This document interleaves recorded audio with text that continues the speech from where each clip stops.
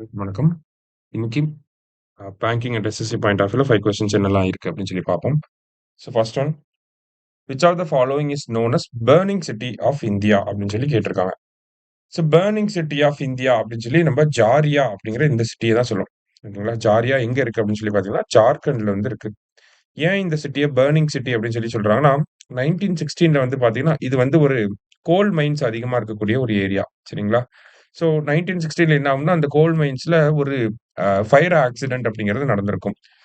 அதுக்கப்புறத்திலிருந்து பார்த்தீங்கன்னா, அங்க கான்ஸ்டன்ட்டா அந்த ஃபயர் வந்து இன்னமுமே டோஸ் ஆகாம, இன்னமுமே அந்த ஃபயர் எரிஞ்சுட்டே தான் இருக்கு. ஓகேங்களா?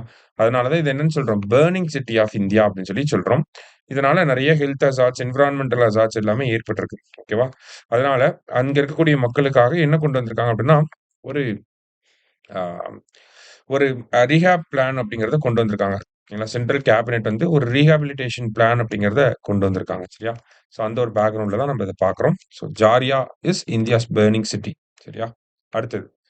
International space station is operational since 1998 அப்படின்னு சொல்லி குடுத்திருக்காங்க.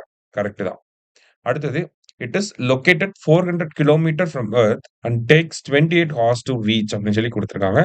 2மே நமக்கு கரெக்ட் ஸ்டேட்மெண்ட் தான். இன்டர்நேஷனல் ஸ்பேஸ் ஸ்டேஷன் அப்படிங்கிறத 1998ல கொண்டு வந்திருப்பாங்க. 400 கிலோமீட்டர்ஸ்ல இருக்கு எர்த்ல இருந்து. லோ எர்த் ஆர்பிட்ல இருக்கு. சரியா? 28 ஹார்ஸ் ஆகும் ரீச் ஆகுறதுக்கு. போத் கரெக்ட் அப்படிங்கிறது தான் கரெக்ட் ஆன்சர்.